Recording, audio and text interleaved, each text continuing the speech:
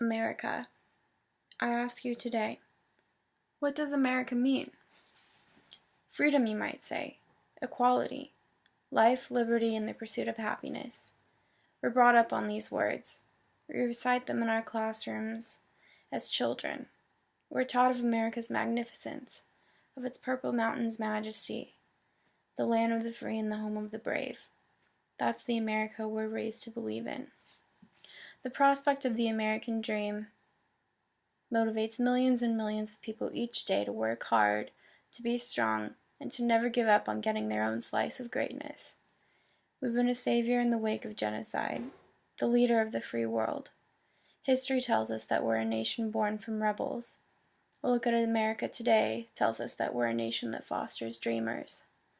Dreamers, that's what American means to me, but that's only half the story. Fear. That's another word for what's happening in this country today. Fear of falling through what's an ever-widening income gap. Fear of being told no because of the color of your skin, your heritage, your sexual identity. Fear of being crushed under tens and hundreds of thousands of dollars of student loan debt. Fear of gun violence and gun-related death, for which America, despite being one of the most developed nations in the world, holds the highest record. Fear of those who have sworn to protect us, as protests fueled by the desperation surrounding the police shootings of Michael Brown, Freddie Gray, and Trayvon Martin have demonstrated. Fear of our own federal government, not only in that it cannot truly solve America's problems, but also that it is no longer of the people, by the people, or for the people. I propose that it's time that we, the people, take the government and our country back. I propose that the economy should work for the middle class, not make the wealthiest Americans even richer, and the government should ensure that.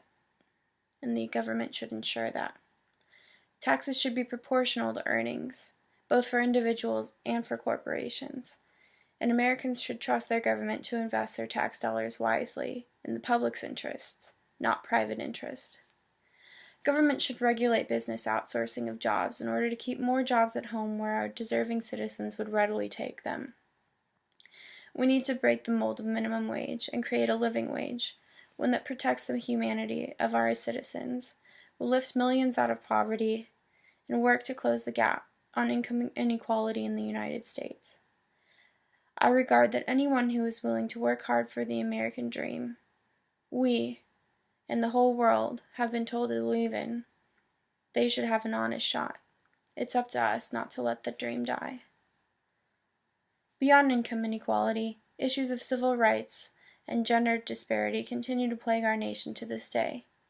Let's look at the movements of the 1960s and 70s, when blacks were beaten and bombed to end their fight for the right to eat where they pleased, sit where they pleased, and get the education they pleased.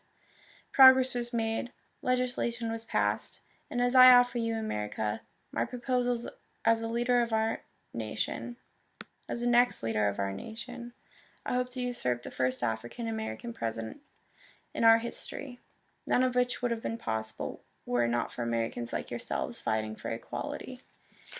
Inequality is the word on everyone's lips these days, but it's time to really take action, not just in policy making, but also in our nation's ideology. I will continue to keep affirmative action in place to ensure that all Americans, no matter what color, sexual preference, or gender, have a chance at success. I support LGBT rights, and will fight to make marriage equality a priority in every state in this union.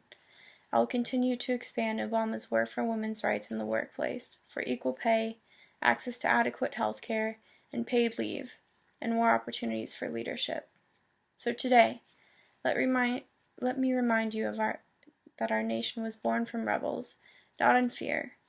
Let me remind you of our roots in equality, in life, liberty, and the pursuit of happiness. And America, let me lead you as President of the United States.